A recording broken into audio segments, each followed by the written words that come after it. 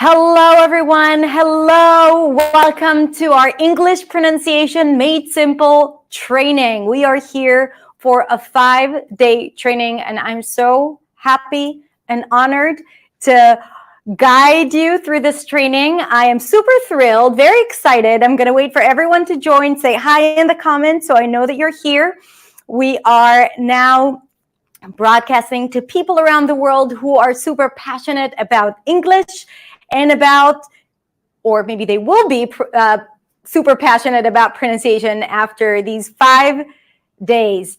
So I'm super happy to have you here. I'm going to wait another minute for everyone to join. In the meantime, let me know in the chat where you are joining me from. And you can also add what time it is for you. And if you want to get really fancy, put one word that describes how you're feeling right now as we're entering the training, day 1. Welcome, welcome, welcome, everyone. Okay, so we have from Czechia and Miami and Colombia. Sorry, it goes by so quickly. I cannot read your names. We have Sandra from Brazil, and we have guests from Egypt and Haiti, Indonesia, Italy, Switzerland, Texas, China. 9 p.m. in China. Amazing. Iran, Brazil. Okay, so welcome wherever you are connecting to us from. Welcome. I'm honored to have you here, and I cannot wait to start sharing with you all the things that can help you speak English with clarity, confidence, and freedom, and that will help you simplify pronunciation in the way you think about it, in how you organize it in your brain, but also in how you use it and practice it. So this is why we are here. Today, day 1, we are going to talk about sounds. And here is what we are going to do. We are going to talk about speech sounds. What are speech sounds? And let me just make sure that you can see me properly and see the slides. So what are speech sounds? We're also going to talk about IPA. What is IPA? The International Phonetic Alphabet. What are syllables? It's really important to understand what syllables are to be able to, as you're learning pronunciation. And then we're going to get to the fun part that I highly recommend for all of you to stay until that part where we're going to talk about how to reverse engineer your accent and know what to focus on. This is probably the most important part of this training because in this part, you are going to learn how to identify your own challenges. And then we're going to talk about 5 steps to mastering any sound in English. All right, so let's get started with what are speech sounds. For now, for all of you who are joining us live, let me know in the chat what you think speech sounds are, okay? What do you think speech sounds are? I'm going to give you the answer. In the meantime, you can type in your answer and how you think about it. But speech sounds are human sounds created with the articulation organs. Articulation organs are the tongue, the teeth, the jaw, the lips, and your breath and voice to form words. So human sounds created with the articulation organs, breath, and voice to form words. There are 2 types of speech sounds. There are consonant sounds and vowel sounds. We'll talk about each one and the type of consonant sounds and vowel sounds that we have in American English. But first, because we will use IPA to represent those sounds, I want to explain what IPA is for those who are new to this world of pronunciation. IPA is short for acronym for International Phonetic Alphabet. It's an alphabetic system of phonetic representation. And why do we need it? We need it because basically, when we think about pronunciation and specifically English, when we think about the English spelling, we know that we don't always know how to pronounce a word by simply looking at the spelling, right? Because think about it. When we think about the letter O, it could be ah as in hot, could be O as in go, it could be as in love, it could be oo as in do. So for one vowel letter, there are many different possible sounds. And when you're learning pronunciation, it's hard to use simply the representation of the letters in the alphabet because you don't know what sound you're actually working on, and how will you know how to identify it? Now, there are ways around it, and when I teach, I don't only use IPA, I also use loose transcription.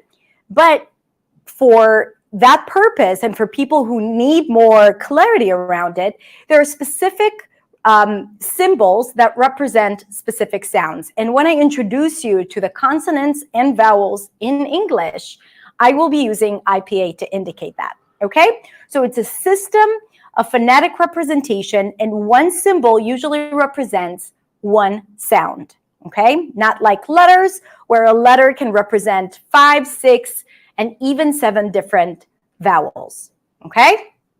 Good. Let's move on.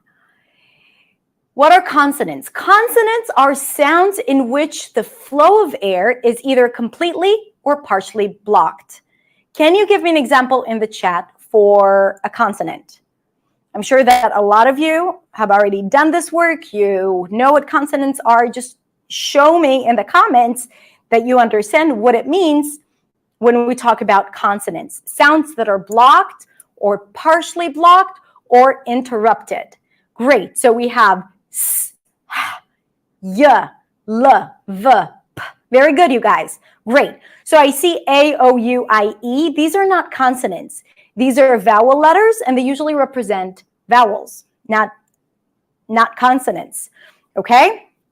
M, T, C, H, right? That's 2 letters that usually represent the ch sound.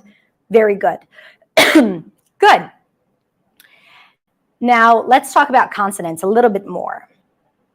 In American English, when we think about consonants, we want to think about 3 different elements that define the consonant we're talking about. So now I'm going to make it bigger because I think it's really hard for you guys to see it. Good. Okay, so I'm going to teach you the consonant chart so you can understand how it's organized and what affects the production of each consonant. Okay, so we want to think about 3 things. One is where the consonant is blocked or stopped. What part of the mouth is the consonant created? Is it the back of the mouth? Is it the front of the mouth? Is it the middle of the mouth? Is it blocked with the teeth? Is it blocked with the tongue? Is it blocked with the back of the tongue? So when we work on sounds, we need to map out our mouth and to understand where the sound is created. So that is one element. And as you can see, we organized people organized this chart to help you understand how to organize the consonants in your mouth based on how it's organized in your mouth. So you can see there's the lips and teeth, alveolar ridge, which is that little bump right behind the teeth. You can feel it. If you bring the back of your tongue to touch the back of the teeth, and then you go up, you'll feel this little bump. It's called the alveolar ridge, and we actually pronounce quite a few consonants there. Then we have behind the ridge, if we go back, the hard palate.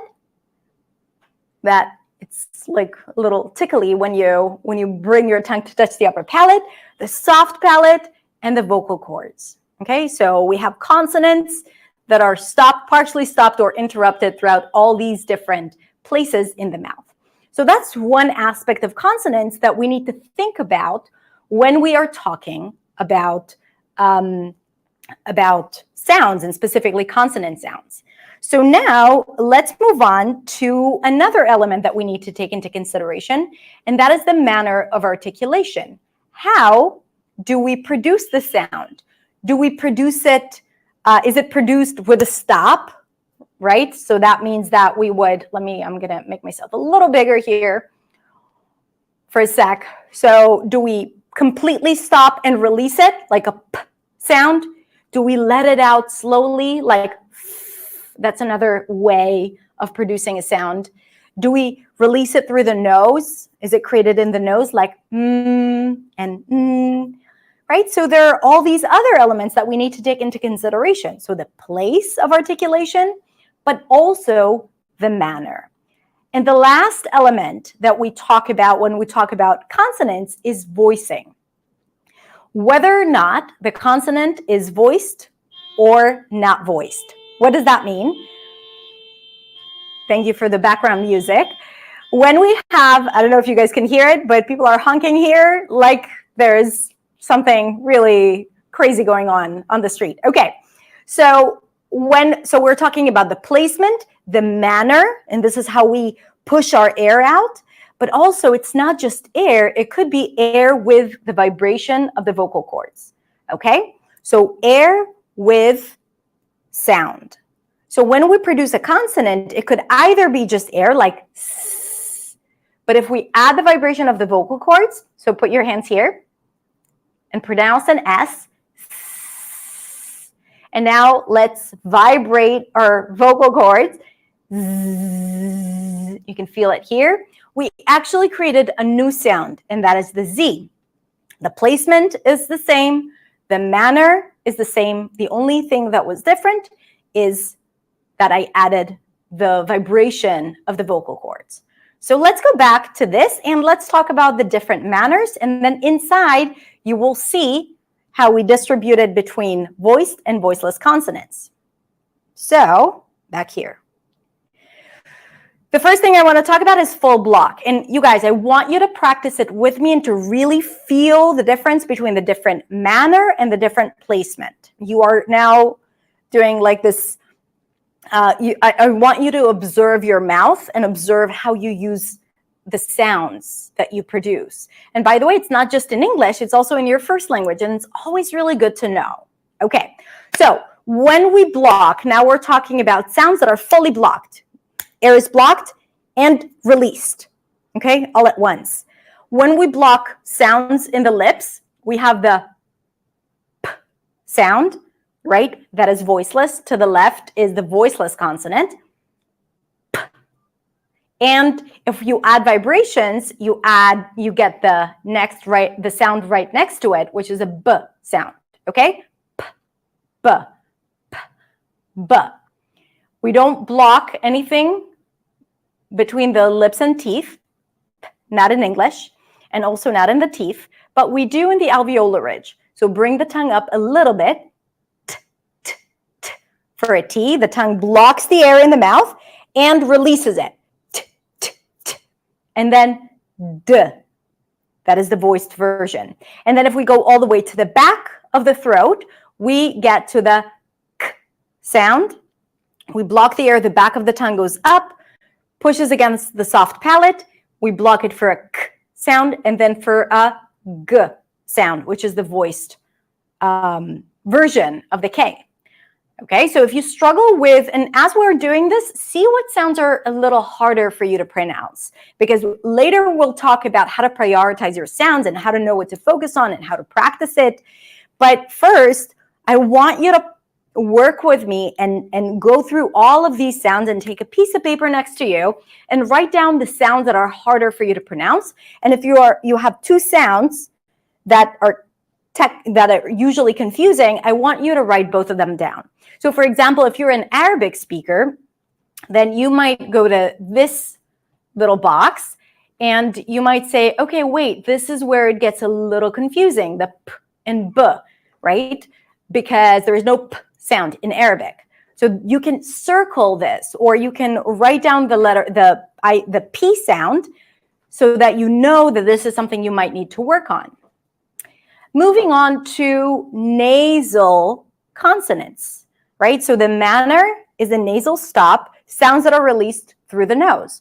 So if we block the air in the lips, block the air and release the sound through the nose, then we get an M sound. Mm. Mm. Now, for most of you, this is not going to be a challenging sound to pronounce, but I want you to ask yourself, are there places in the word where it's harder for you to pronounce the M sound and maybe you're replacing it with another sound? So I want you to start thinking about this before we get to the part where we reverse engineer our accents, okay? So do you replace the M sound with an N maybe, or an NG at the end of words? If the answer is yes, write this sound down on a piece of paper. Then alveolar ridge, you remember where that is? You bring the tip of the tongue, this is it, we're here. You bring the tip of the tongue behind the teeth, and you block the air. Air comes out through the nose. You get an N sound. For some speakers of Mandarin Chinese or some dialects, sometimes this sound is confused with an L sound. Okay, so if you find that this is a challenging sound or that you're using it more than you need to, write this sound down. When it comes to the back of the throat, the velar sound, it's called a velar sound. When you block it, the back of the tongue goes up as if you are about to go up for a G sound or a K, but you release the air through the nose, you get an NG sound. If you don't have that sound in your language, you can write it down so we can understand if this is a challenging sound for you or not. Okay, then we move into fricatives. We have a lot of fricatives in English. A fricative is a sound where the air is released slowly. It's kind of like when you think about a balloon that is filled up with air, and then you're just pulling the top, letting air out really, really slowly. That's a fricative. Squeaky fricative. But that's the idea, okay? The air is passing or air with sound, and that creates sounds. Now, the first place where we can block this sound, partially block actually, is the lips and teeth. And this is where we produce two different consonants, the F, the voiceless consonant. And if you add the vocal cords, try it. And again, if you feel that you are replacing the V sound or applying the V sound for sounds that, for other sounds, or if you're confusing the V sound with another sound, like a W sound, write this sound down on a piece of paper so you know that this is a sound that you want to focus on or analyze or see if it's important for you to work on. Okay, moving on to sounds that are produced in the teeth. And here we have the glorious, wonderful, painful TH sound, and it's represented by two different characters. The first one is the voiceless TH. So the tip of the tongue sticks out and air passes between the tongue and teeth. Remember that it's a fricative.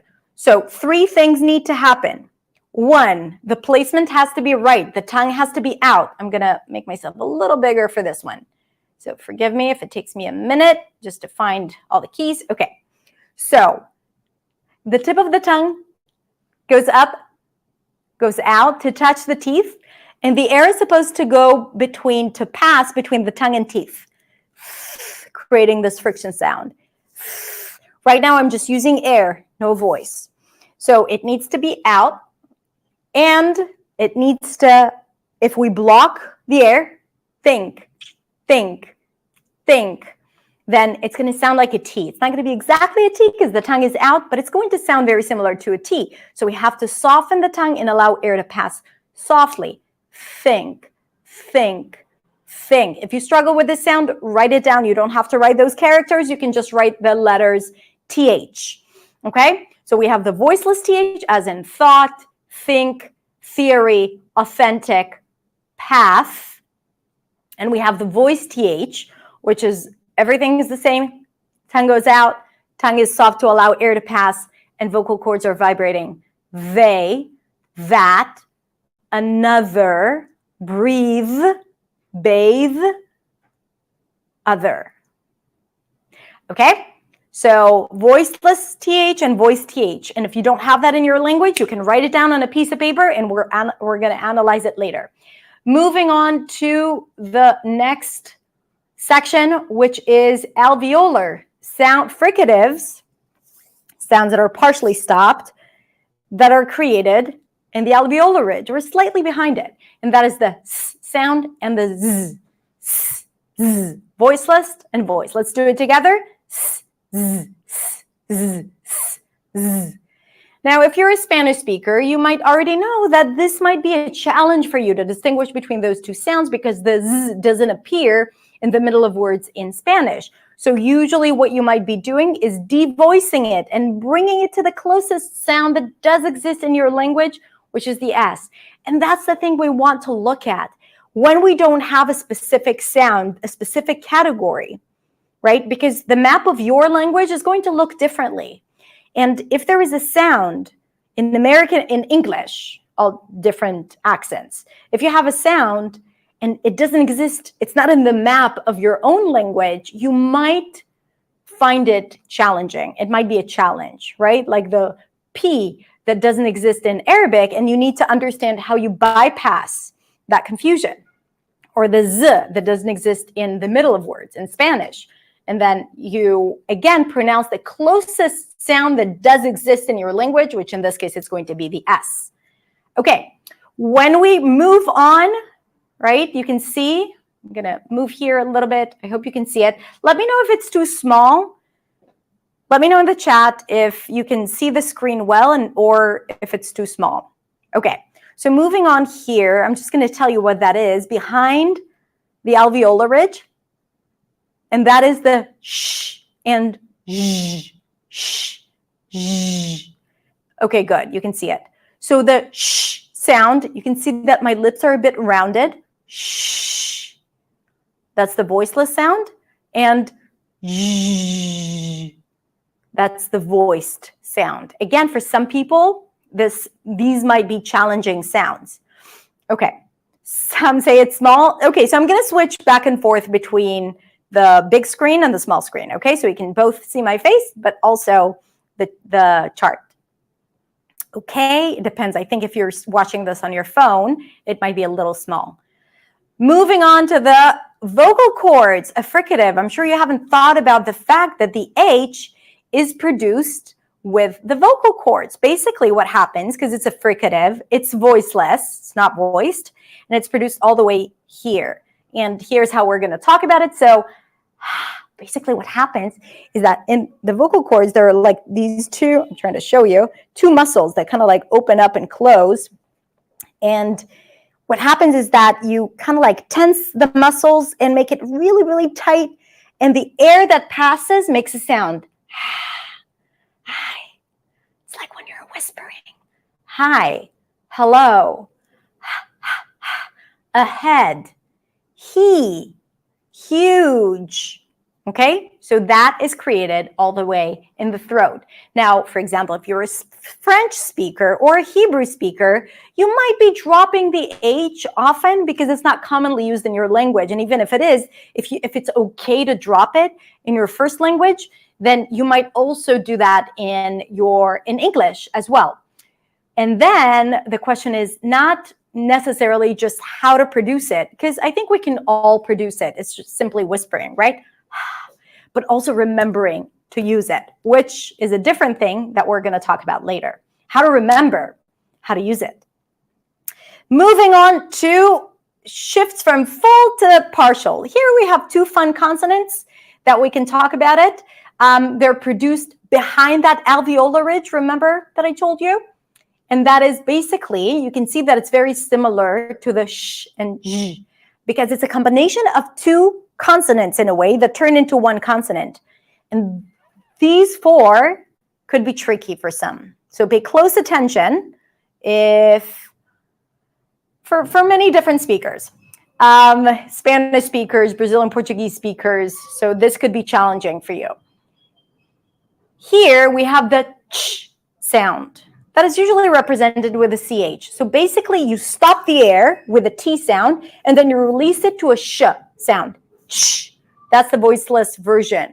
And a lot of times people actually mixed up the sh sound with the ch sound. So sheep and cheap can get confused sometimes. If that's the case for you, then write down all those different syllables. You can just write SH for sh and j, like a J for j, and CH for ch, and DJ for j. I think I just confused you. Really bad right now. But just write it down however it is easy for you. Okay, so we have the ch sound as in chicken and the j sound as in judge. Moving on to the next one. Here we have approximant. An approximant is an almost consonant. It's a consonant that doesn't know if it's a consonant or a vowel. It's somewhere in between. And we have three of those. The first one is the lovely, beautiful, hold on. Wait. Got to organize. This is it. The first one, you can see it, is the R sound. This is how the R is represented for American English. And actually, this is British English, and American English would have like this extra tail here. But you can see that it's behind the ridge, right? Behind the alveolar ridge. I'm going to make myself a little bigger here so you can see me. Behind the ridge. But the tongue doesn't touch as it does for a fricative. It pulls back a bit, and the lips round. And as you can see, the R is in the same category of a y sound.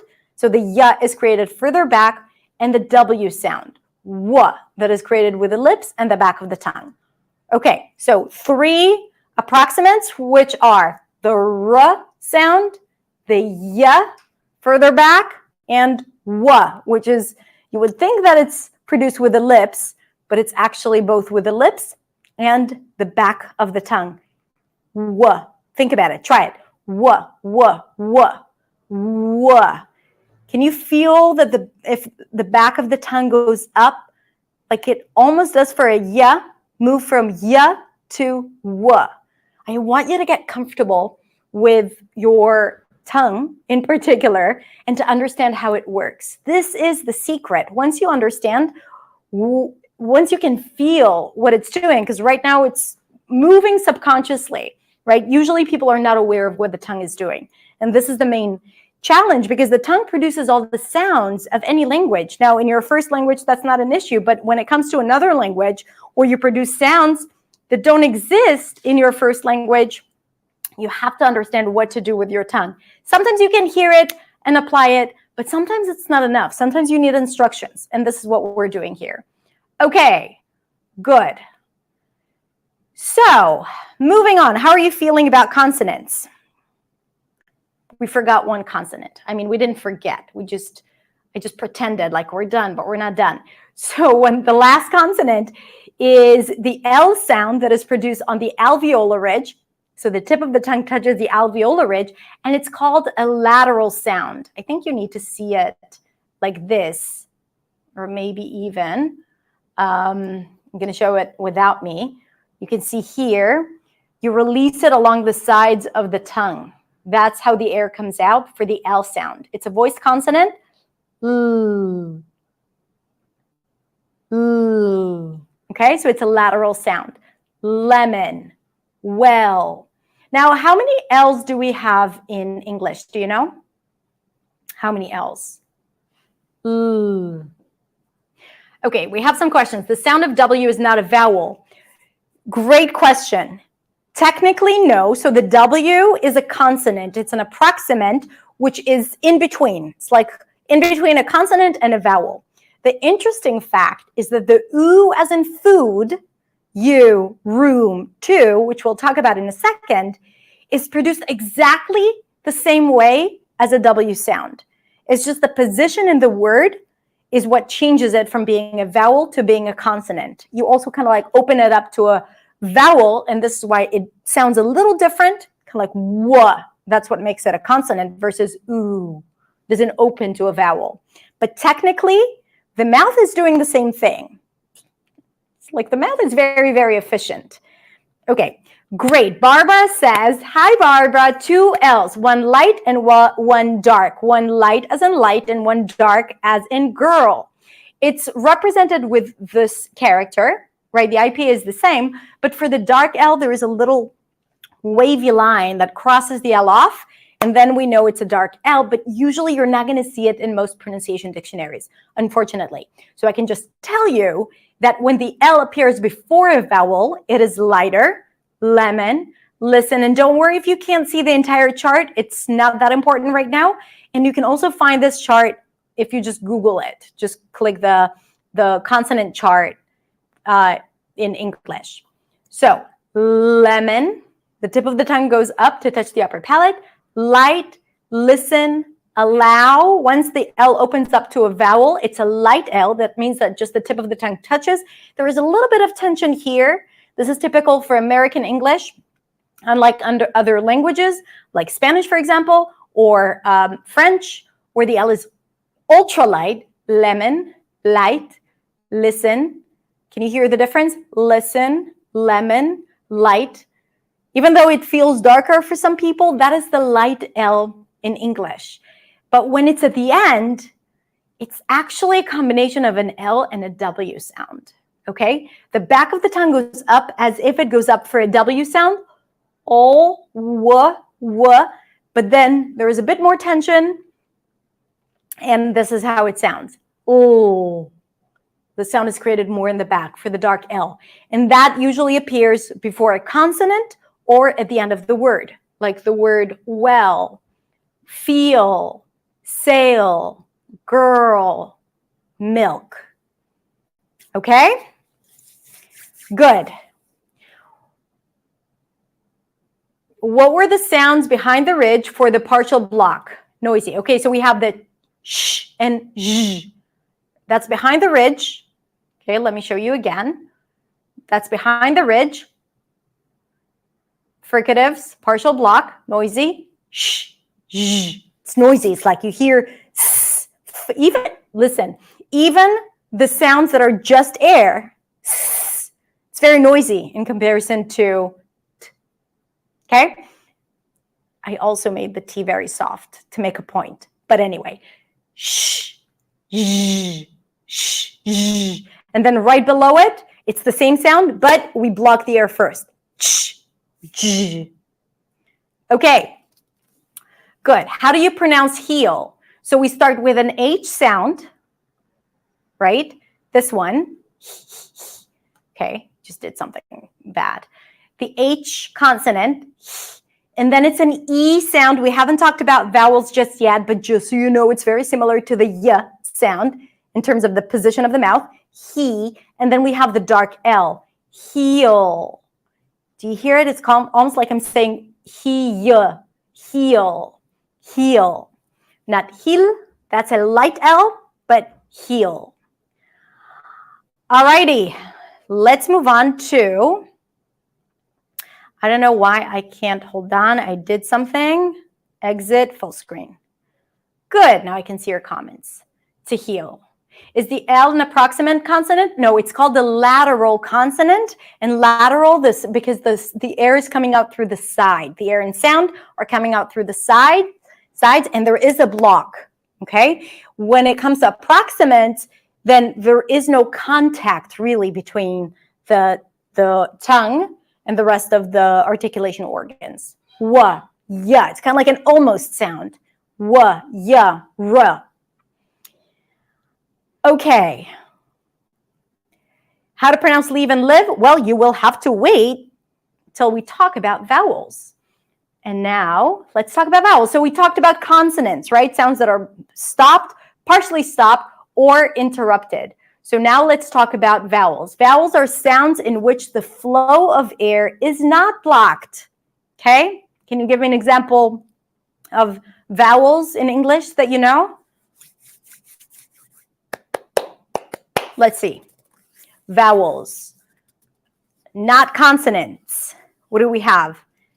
Good. So we have the letter E. It's tricky because we have 5 vowel letters, right? A, O, U, I, E. How many vowel sounds do we have in English? And if you are a new sounder, which means that you have studied with me inside of New Sound, please don't answer because you know the answer. How many vowel sounds do we have in American English?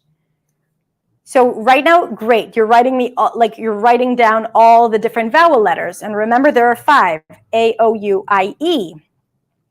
So we have 11, 14, 22, 16, 5, 6, 4. Okay, so we do have in American English, because in British English there are more vowels, 16 vowels. Now, it's sort of 16 because it depends if you're counting diphthongs as vowels or not. But for our purposes, we're going to talk about it as 16 vowels. And here is why it's confusing. You have 5 vowel letters, A, O, U, I, E. And you have 16 vowels. How do you represent 16 vowels with 5 vowel letters? This is why reading English for the first time without knowing how to pronounce a word is confusing because you can't guess. There are patterns, but sometimes it's hard to know exactly how to pronounce a certain word simply by looking at it. mainly because of the vowels. With consonants, it's a lot better. So let's talk about the vowels in English. And I'm going to make myself smaller again so you guys can see it. Hello. Okay. So this is the vowel chart. I'm going to move between smaller and bigger because I feel you deserve it. This vowel chart, let me explain for those of you who are new to this, represents the placement of vowels inside your mouth. Okay, the placement of vowels inside your mouth. This is the front part of the mouth. This is the back part of the mouth. Front and back. Front, that means that the tongue rolls forward to produce them. Back means that the tongue rolls back to produce them. Okay? As you go down, when you go through like down until you reach the low position, that means that the mouth opens up. So for the high vowels, the mouth is going to be closed. And for the low vowels, the mouth is going to be open. And when I say open, I mean really open. A lot more open than what most of you are used to in your first language. We're talking ah and ah. Okay, try it with me. So we're actually starting from the bottom. Ah, ah. So look at my tongue. I usually start from the top, and I like it that I just started at the bottom because it's easier for you to see my tongue. Ah is a front sound, so my tongue moves forward. It has a front quality as well. Ah as in cat. And if I move my tongue back, ah, ah, ah, I'm moving towards this sound, which is the ah, as in father, usually represented with the letter O. Honest, job. In American English, in British English, it's more rounded and a little less open. Honest, job, possible, coffee, sorry. Ah, ah, cap, cop. Okay, so we're going to move up. We're going to stay in the front vowel section. Okay, that means when the tongue rolls forward, and we're going to start from ah to eh. My tongue is a little higher. The jaw is not as open, as in red, head, said. Now we're only looking at single vowels, not diphthongs, monophthongs, they're called. Okay? Eh. And then if we go up, we have I, as in sit, kid, live. Someone asked about leave and live. I. And if we roll the tongue all the way forward, we get to the high E sound, as in see. E, see, we, feel. Seat, sit. Reach, rich. Least, list. Beat, bit. Bet, bat. Let's do these four again. High E, E, E, E. And remember, write down on a piece of paper sounds that are challenging for you. You can actually write the symbol, the IPA of the sound that we're making. Tense E, beat, lax I, bit, sit, rich, listen, bet, bat. Good.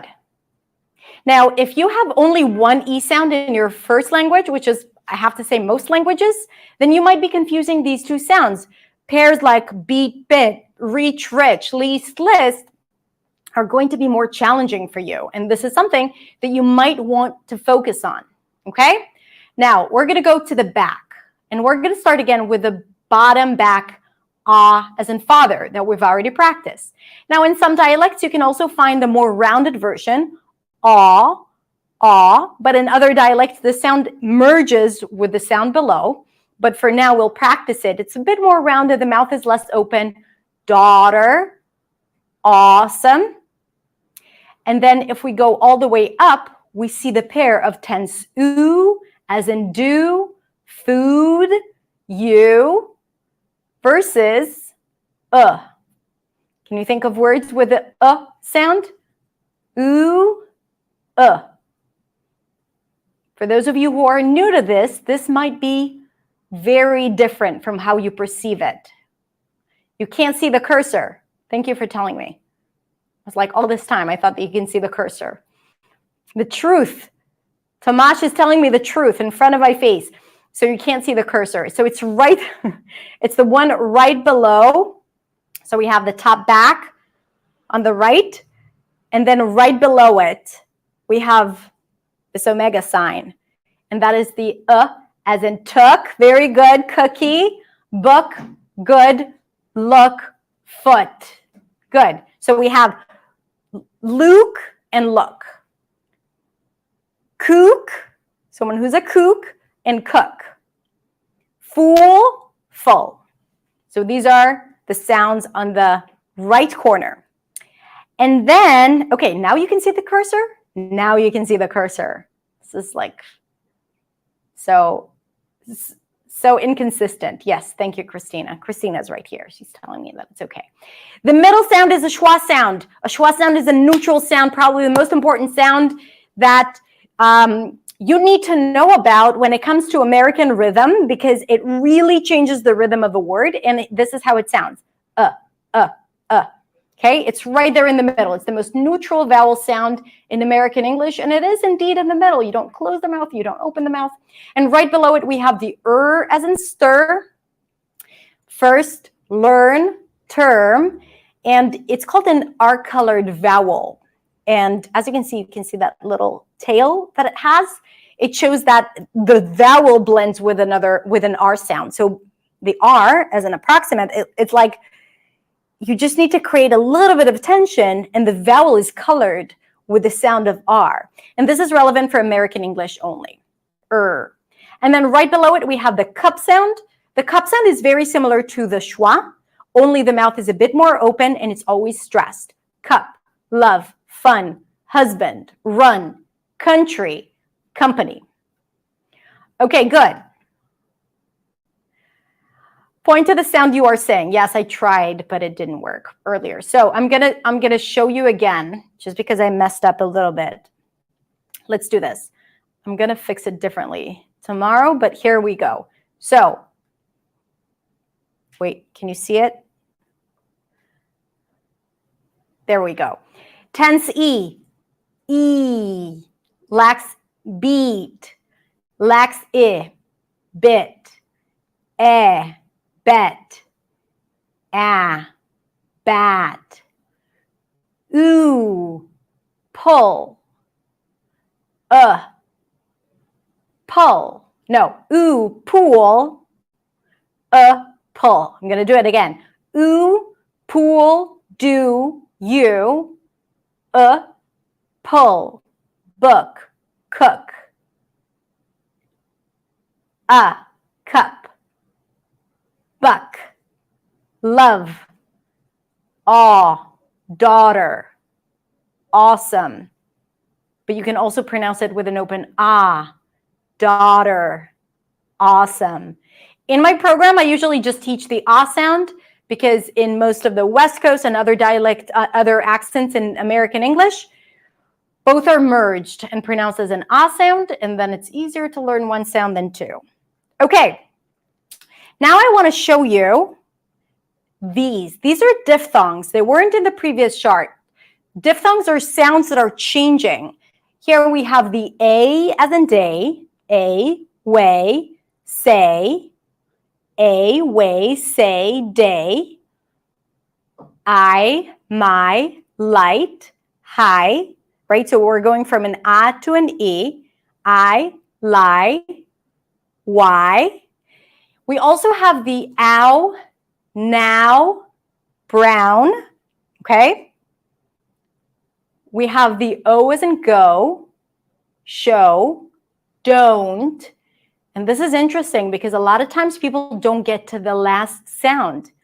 Don't, won't, home. Instead of don't, won't, home, along O sound. And we need to be aware of it, because then sometimes if we don't pronounce the full diphthong and we only pronounce the first sound, we might be pronouncing a different word. So for example, if you want to say sail, there's a sale going on, right? Happening, but you say there is a cell, it sounds grammatically incorrect. It's just because you dropped the second part of the diphthong. So if you don't have diphthongs in your language, you want to ask yourself, is this challenging for me? Because if it is, then maybe you are mispronouncing some words, and then you need to be aware of it and see, is it going up on your high priority list, medium priority list, and low priority list, which we're going to talk about in a sec. Okay, moving on quickly. What are syllables? So we talked about vowels, we talked about consonants, but consonants and vowels form syllables. A syllable is the smallest unit in a word. It consists of one or more speech sounds.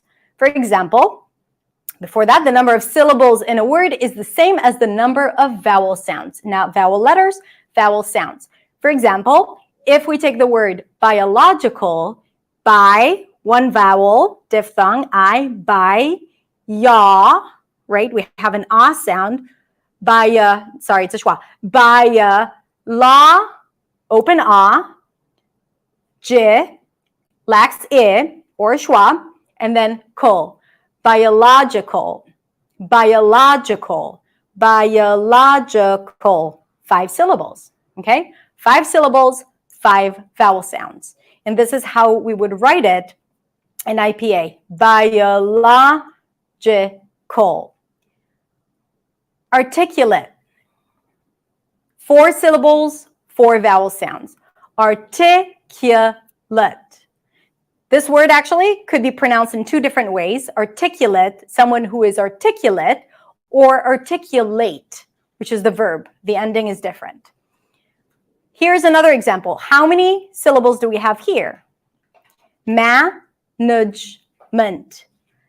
Management. We have 3 syllables, 3 vowel sounds, but don't get confused by the fact that we have 4 vowel sounds, because sometimes there are some vowel sounds that are not pronounced. So when you look for syllables, and it's important when you do work on primary stress, for example, then you need to recognize that it's about the vowels and not the vowel letters.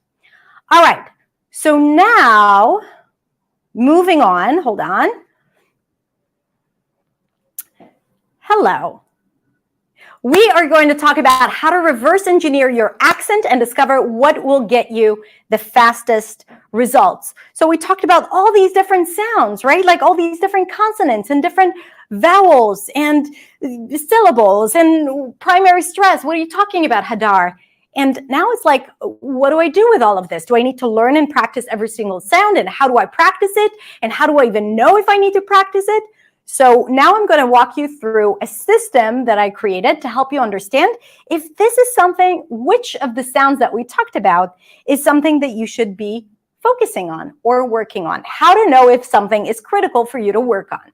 But before that, let's talk about some definitions when we talk about things. What is a foreign accent? When a person speaks one language using some of the rules or sounds of another language. So basically, it's speaking English, but using the sounds, intonation, and rhythm of your first language. Now, people do it to a degree, like it depends. Some people may use all the sounds and intonation patterns of their first language. Some might use both. So we need to understand what is our challenge and what is preventing us from being clear. Now, what is the reverse engineer, which might be a new term for some of you, is the act of dismantling something to see how it works. So right now, we took your speech sounds and we categorize them. So you know how to call them, how to treat them, how to find them, how to produce them. And now we're going to see if you need to work on all of them or maybe just one of them. So what is the real problem? The main thing, the main reason why we learn pronunciation is not necessarily to sound like natives, but to make sure you are clear, you say what you need to say, you understand perfectly, and you get what you want, right? That is the foundation of this work. You want to be able to sound clear, confident, and free when communicating, because pronunciation can help you with that. Now, when your pronunciation patterns prevent you from being understood, make you feel self-conscious, and create too much effort in your mouth, this is where you know, I need to do something about it. So if you sometimes sound unclear, if you feel like you don't know how to pronounce certain words, if it's hard for you to understand other people, if you feel like there is a lot of tension in your mouth when you speak and you feel exhausted after speaking, then it's time to work on the specific things that will solve and release that tension and release the lack of clarity that you might be experiencing. Now, here's something important to remember. Not all pronunciation mistakes are created equal. And this is why we always have to talk about priorities. What does that mean? And let me make this a little larger so you guys can see it if you're watching this on your cell phones. And this is how we do it. Okay. When it comes to pronunciation, some mistakes, some pronunciation challenges are more important and need your focus than others. How do we know what those are? First, we have high priorities, which is mistakes that prevent people from understanding you or make it hard to understand you, okay? So if people struggle with understanding you, it might be because some of the mistakes or challenges that you're making because you are carrying over some habits from your first language onto English, some speaking habits, some sounds. Medium priorities are mistakes that make you feel self-conscious, self-aware, or that make you sound less clear and effective in your speaking. They might make you waste energy. You might feel exhausted when you are mispronouncing some of those sounds, but they're not critical, right? People would still understand, but there is going to be like a hiccup in how you communicate, but it's not critical. And then there are low challenges, mistakes that are mainly noticeable to the trained ear. So if I were to listen to you, I would be like, I noticed that the T, the way you transition from the T to the L, you could connect it together better, right? So I could do it, but someone else, even a native speaker, might hear and be like, maybe I noticed something different, but I don't know what that is. Usually these are low challenges. They don't affect your clarity. And usually I wouldn't focus on low priorities at all at the beginning, only at an advanced stage. Now you're probably asking yourself, okay, what does that mean? Can you give me an example? So for example, high priority is when you're replacing sound. For example, an R and an L, right? You're saying light instead of right, or you're saying ma'am instead of man. These challenges will definitely create confusion and misunderstanding. Or misplacing the primary stress. For example, saying America instead of America, right? Taking, usually in every word, there is one syllable that sticks out the most. And sometimes if we change the primary stress, that might affect our clarity. This is why we treat it as a high priority. Dropping sounds, saying tech instead of texts, or saying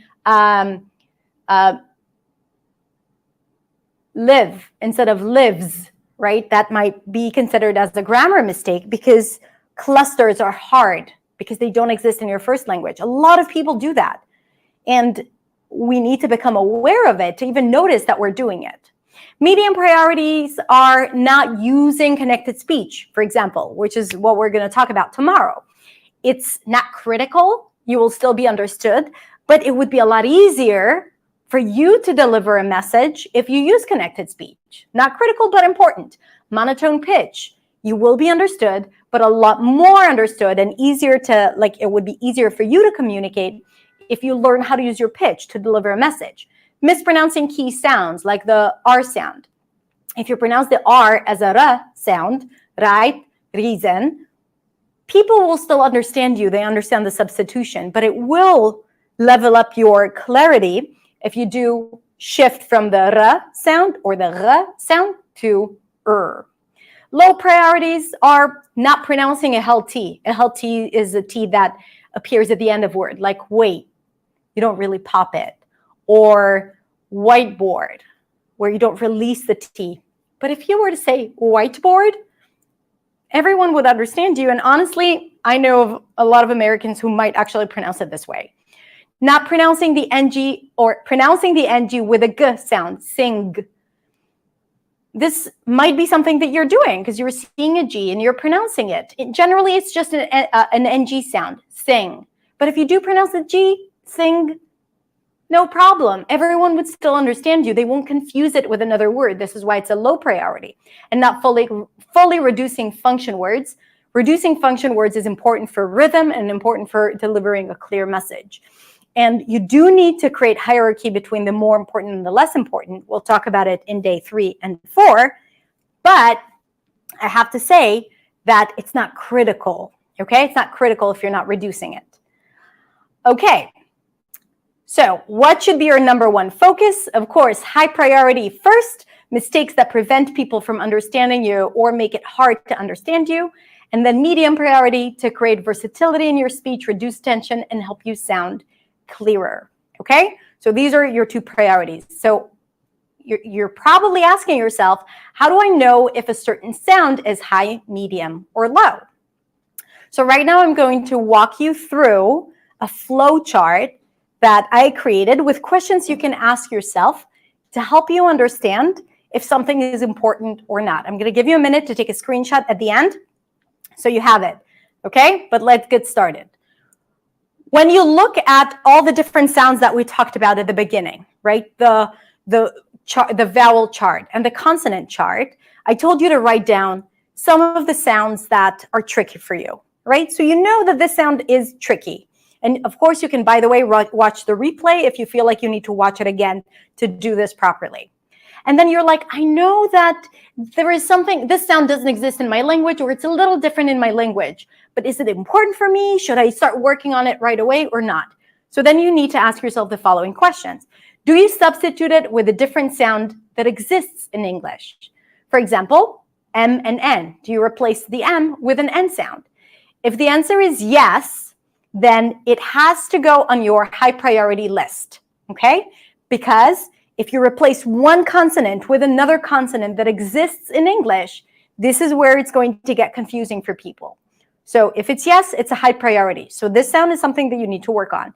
If the answer is no, then the next question you can ask yourself, do people struggle with understanding you when you say a word with this sound?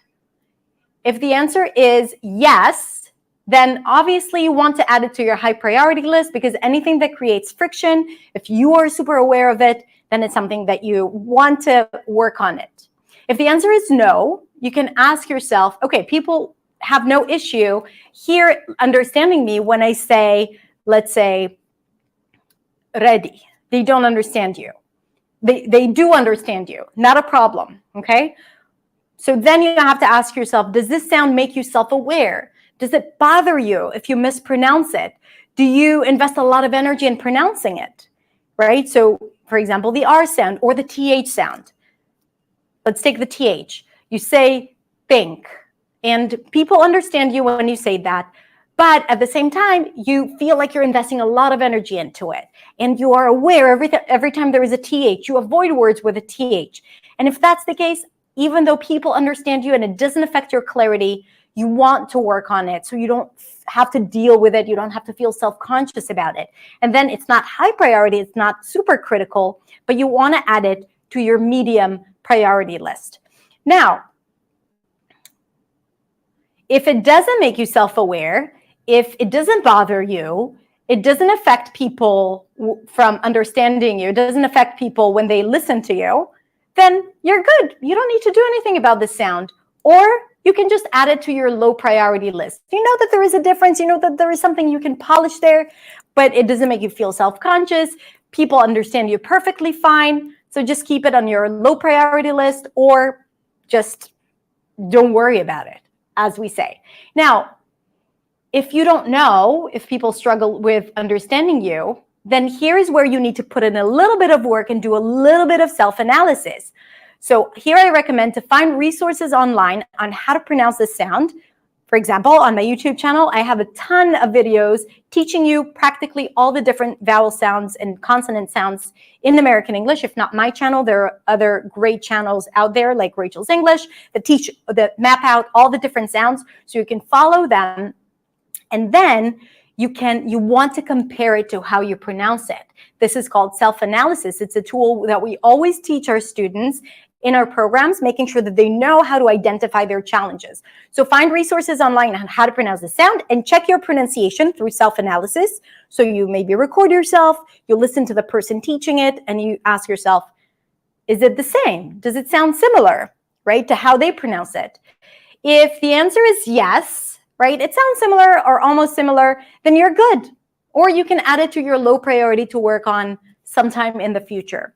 But if you say, oh, no, it's actually not similar. So for example, you can watch one of my videos teaching the TH, saying they, and when you say it, it sounds like they.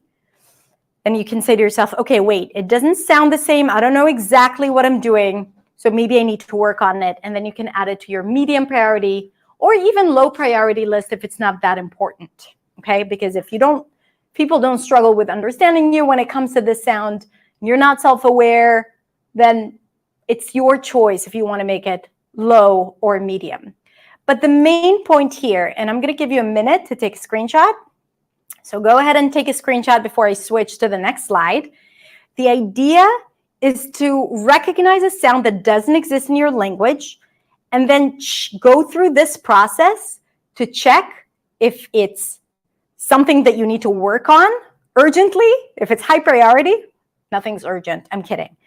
If it's medium priority, it's something that you need to work on, but it's not critical for your clarity, or low priority, which is nice to have.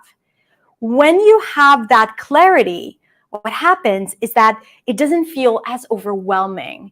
It feels more organized. It helps you prepare differently. It helps you know what to focus on and measure the progress. Because if you struggle with a TH and it's on your high priority list or medium priority, then you do the work, you make sure that you improve there, and then that's it. That's all you need. You feel the progress. But if you take the consonant chart or the vowel chart and you start practicing every single sound there, then it's going to feel extremely overwhelming. And more importantly, it's going to be very, very ineffective because your brain cannot focus on so many things at a given time. Now, in the workbook, I'm assuming, if not, it's going to be linked to the website. You don't have a link in the workbook, but you have a link on the website. We'll also send it over email. You can get a link to the priority chart to help you understand how to the different priorities when it comes to the different sounds. So the flow chart is going to help you with that. But if you need extra help, we also have this resource for you. I have another resource for you, which is pronunciation by language. I have different workbooks for different languages to help you understand what are the top priorities in each language based on the difference between the two languages. So I don't have it for all languages, but I have it for the languages, for these languages: Korean, Russian, Spanish, Chinese, Brazilian, Portuguese, Japanese, Arabic, and Hindi, Urdu. Okay, so all of it is going to be linked to your workbook, and it's going to be inside. I don't know if it's in the workbook, but it's going to be on the website. Okay, good. Finally, and now we're going to quickly go over the 5 steps to mastering each sound. So let's say you did the work. You recognize that you confuse the ch and sh. Okay, you say sheep instead of cheap, and vice versa. Then you say, okay, I got to practice the ch sound. I'm replacing 2 sounds that exist in American English. This is a high priority. I want to work on it. What do I do? 5 steps to mastering any sound. And here I'm going to teach you my pronunciation confidence method. If you've been to any one of my trainings before, you already know this, but it is a technique designed to help you create a new speaking habit or new speaking habits. With the pronunciation confidence method, you'll learn how to internalize a sound through using it in a systematic way and building muscle memory. Every sound is basically a speaking habit. A habit is something that you do automatically without thinking about it, right? So when it comes to, hold on, let me make myself a little bigger. When it comes to creating speaking habits, you have to make sure that you're repeating it enough times until it becomes a habit. Okay, so the pronunciation confidence method, hold on, I'm going to move this, goes like this. 5 steps. Just a sec. I don't know where my cursor is. There it is. Moving here. The first one is prioritization, which is what we've already done. This is the act of reverse engineering your accent and understanding where you need to focus when you first get started with pronunciation work, or when you revise your pronunciation work and you kind of like check, okay, I've improved. Now I want to do new things. That's the time where you prioritize it using the flow chart and using the priority chart that I shared with you. Okay. So for example, if you say to yourself, okay, I say pay and not pay, So maybe you're not aspirating your P, but also I pronounce cop and cup the same, but I also pronounce right and light the same. What should you focus on first? Probably not the P, because it's low priority. It's less important. So we talked about high priority. The second thing is perception, hearing and recognizing a sound or a distinction you don't have in your first language. So let's say today is the first day that you discover that there are two different oo sounds, oo and fool and full. And up until today, you used to pronounce them exactly the same and you didn't even notice there is a difference because of the spelling probably and because you never really listened. So first, we need to make sure that you hear the difference. For example, you have to hear the difference between sheep and ship before you're able to pronounce it. You have to hear the difference between well and well. Can you hear the difference? Well and well, it's the same word. And you have to hear the difference between pay and pay. Can you hear the difference? Pay and pay if you want to be able to make it. So the first is the difference between tense E and lax I. The second is a light L versus a dark L. And lastly, we have a regular P versus an aspirated P. Okay. Carla says there are at least 4 sounds. I caught this message. For the T, there are actually more, about 8 sounds for the T. So right, if you've never noticed it, that there is the T in time that is different than the T in cat, that is different than the T in kitten, different than internet, different than bat, right? All those different T sounds, different than better. Different sounds, but all represented with a letter T. And sometimes because we are basing our perception of English on the spelling, it's hard for us to hear it. Step number 3, production, learning how to produce a certain sound. So you want to learn the pronunciation of a sound. For example, if the R is your high priority or medium priority, you need to understand exactly what to do with the mouth. For this, you have a lot of free resources online. Then you want to repeat the sound again and again and again, creating strong speaking habits by repeating the challenging sound, escalating the difficulty level. So this is how I help my students implement a new sound. There is repetition, but it's also always escalating. First, you start just with the sound, ra, ra, ra, ra, ra. Then in words, ready, great, reason, phrases, right as rain, rock and roll, raise the roof, minimal pairs, right, light, and then sentences. Ronnie read his script to his crew. So you start by just pronouncing the sound and then gradually you're saying it in words and then complicated phrases and then confusing pairs and then tongue twisters. And finally, once you drill the sound again and again, and you can wake up in the middle of the night and you can make the sound, we have intentional practice, which is intentionally using the sound in free speech.